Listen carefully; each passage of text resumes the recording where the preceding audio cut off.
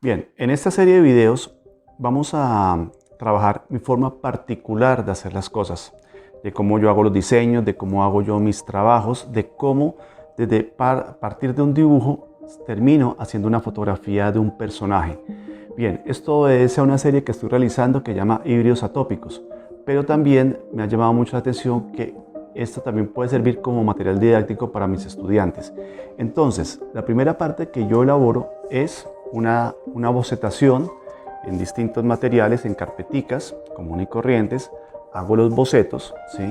A distintas escalas, basándome un poco en fotografías, me apoyo en fotografías, me apoyo también un poco en ilustraciones y algunas veces también hago, como en este caso, algunas pruebas de color. Lógicamente hay sus defectos, pero ya después, ya en el trabajo definitivo, cuando es sacado a escala, se trabaja ya todo el detalle.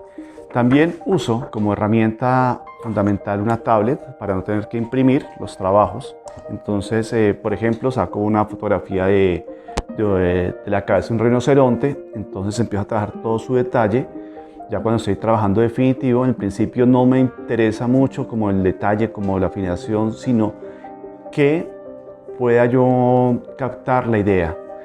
Y luego ese detalle lo paso a Photoshop y ya empiezo a trabajar lo que son proporciones, ya empiezo a trabajar lo que son escalas, a escalas reales. Entonces, ahí es cuando empieza el trabajo de dibujo.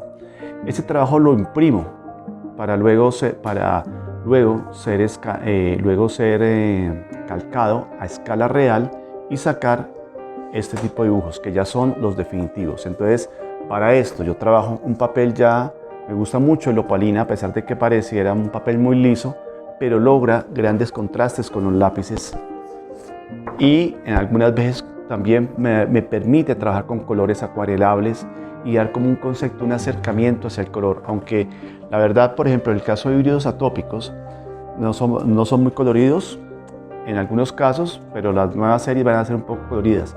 Aunque el concepto ya lo tengo de color hecho, todavía no lo he proyectado a nivel de dibujo.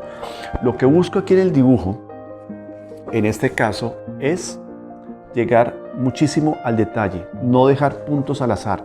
Cuando uno deja un punto al azar dentro del trabajo, después eso se va a volver como una bola de nieve, va creciendo y después uno no soluciona ese punto al azar.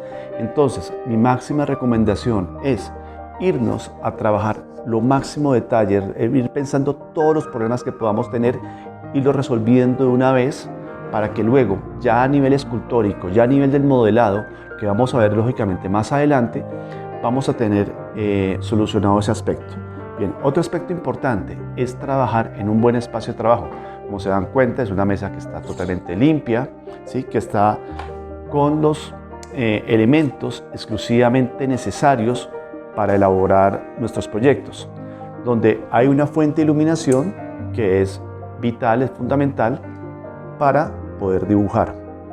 Bien, además del espacio hay que tener los materiales. Yo, como vuelvo y dije al principio, trabajo con un papel opalina, que es un papel muy liso, pero que es de extremadamente blanco, es casi azul, y me permite crear muy buenos contrastes. No uso muchos lápices, la verdad al principio usaba muchos lápices y lo que tendía era confundirme. Entonces empecé a trabajar con 3 tipos de lápices básicamente, que es el 2H con el que yo boceteo, ¿sí? Y hago las primeras sombras, ¿sí? Acuérdense que uno cuando trabaja el dibujo, trabaja la pintura, va de claro al oscuro, no del oscuro al claro, porque si ustedes hacen del oscuro al claro, después hay un problema de sombras, le queda la sombra demasiado dura y es difícil volver a lograr el nivel. Entonces siempre yo voy marcando unas sombras en principio, ¿sí? Bosquejo toda la parte primera con este tipo de lápiz.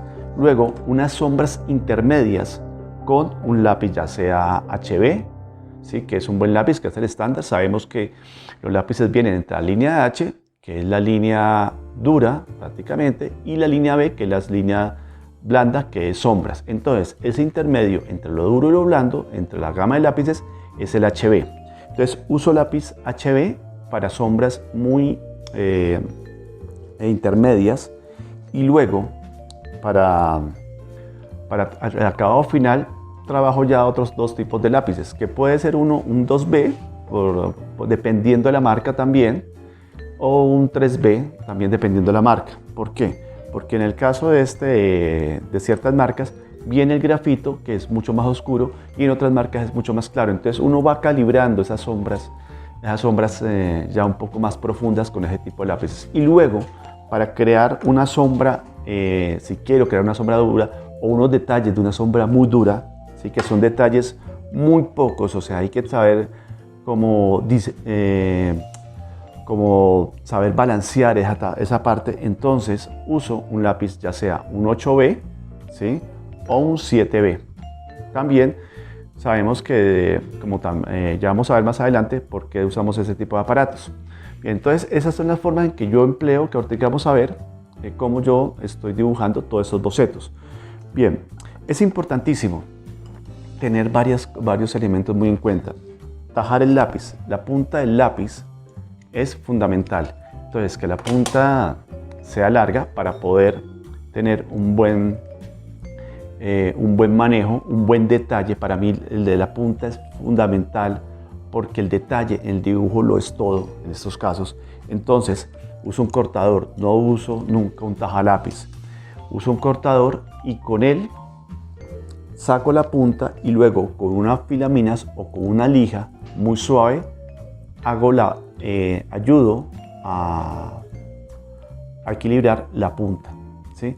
Es importante también saber que los lápices de dibujo, ¿sí?, no traen borrador, los lápices profesionales, que también ayuda mucho al balance del lápiz y ayuda a que no moleste en la mano. Además, cuando uno está trabajando con lápices a nivel de este dibujo, el lápiz del borrador se usa muy poco. Bien, también de los lápices uso esto que dije anteriormente, el extensor. Llega un momento en que el lápiz ya no da más y uno, por ejemplo, en este caso un 3B, que no es tan fácil de conseguir, entonces sencillamente pues, y yo tengo la teoría que las cosas se acaban cuando uno más las necesita, entonces uso esta especie de extensor, ¿sí?, para trabajar los lápices. Pero el extensor tiene un problema, es que son estos adornos que trae o estos aritos que ayudan a ajustar el lápiz, que cuando uno está dibujando, o es en mi caso en particular, vuelvo y recuerdo que es mi forma particular de realizar los trabajos. Entonces este anillo con el tiempo va molestando, va haciendo un poco de estorbo, y entonces eso se hace un poco incómodo trabajar con esta herramienta, pero es fundamental. Bien, importante también tener un borrador ya sea de miga de pan o de nata. El borrador es prácticamente la segunda mano de uno, o la mano derecha, como por así decirlo, porque el borrador ayuda también a equilibrar, tanto uno equilibra con el lápiz en las sombras, el borrador le ayuda a uno a equilibrar las luces. Entonces ya cuando uno ve el dibujo y empieza a observarlo, se da cuenta que en algunos casos se pudo haber pasado en algunas sombras o tuvo mal equilibrio entre la escala de grises, puede arreglarlo un poco con el borrador o con también un difuminador. Un difuminador no es la herramienta para simular el mal dibujo, sino una herramienta que de pronto también le ayuda a uno a rectificar ciertos tipos de detalles. Cuando uno quiere un detalle que sea una sombra muy profunda pero lo queda muy texturizada, sencillamente evita esa texturización de la sombra, o también ayuda también a ese balance de sombras intermedias. Entonces, porque el difuminador está como muy malversado dentro de la gama del dibujo, porque se tiende a pensar de que ayuda a realizar muchas trampas, ¿no? Y no es verdad, él ayuda a crear una especie de niveles de escala de grises en las tonalidades monocromáticas en este caso. Bien, tenemos también otro elemento que es el portaminas. El portaminas para hacer detalles, para hacer ciertas texturas es bueno, pero tiene también el mismo efecto. Este ganchito que a veces con el tiempo, con tanto tiempo en la mano, termina molestando, en mi caso también me termina molestando, pero es una herramienta fundamental ya que no necesita ser tajado, un 0.5 o un 0.3 no necesita ser tajado todo el tiempo, y nos crean también texturas muy cercanas a lo que sería el grabado, ¿no? Entonces es otro tipo de herramienta que es fundamental. El borrador, vuelvo a otro tipo de borrador, este tipo de borradores que son borradores de barra, que ayudan también en ciertos detalles como a sacar ciertas luces. Pero ojo, cuidado con estos borradores, porque estos borradores son muy duros. Son borradores como muy estandarizados más hacia la tinta china, y entonces son borradores que tienden a manchar, contrario a lo que uno usara con una goma que es más blanda de miga de pan o un borrador de nata. Uso también escalas, un escalímetro, sección triangular para estar midiendo. Uso un pincel para estar limpiando y el canto de la mano para limpiar cuando tengo que borrar. Uno sabe que cuando uno está trabajando dibujos se encuentran dos mundos distintos: el mundo del dibujo artístico, que es un poco más orgánico, y el mundo también del dibujo técnico, ¿no? En el caso se combinan las dos, ¿sí?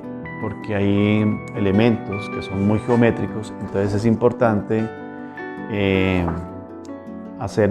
aplicar herramientas del dibujo técnico como son las escuadras, los compases, las escalas. Bien, también es importante la cinta enmascarar, donde nos ayuda a fijar los dibujos, aunque yo nunca trabajo generalmente con dibujo muy fijo a la mesa, porque yo roto mucho el dibujo cuando estoy trabajando. Cuando estoy elaborando un dibujo, quiero llegar a cierto detalle, lo roto. Entonces así me crea mucha más facilidad para crear la luz o la sombra. Es importante esta hojita de papel, lo que llaman algunos la magia de la hojita de papel, que se coloca y apoya sobre el canto de la mano para que uno, ¿sí?, en la medida en que uno va dibujando, no manche la hoja con el canto de la mano. Entonces, todos esos elementos son fundamentales, y esas herramientas para un buen desarrollo y un buen proceso en el dibujo. Entonces los invito a ver cómo sería el proceso del dibujo ya en su parte de acción. Muchas gracias.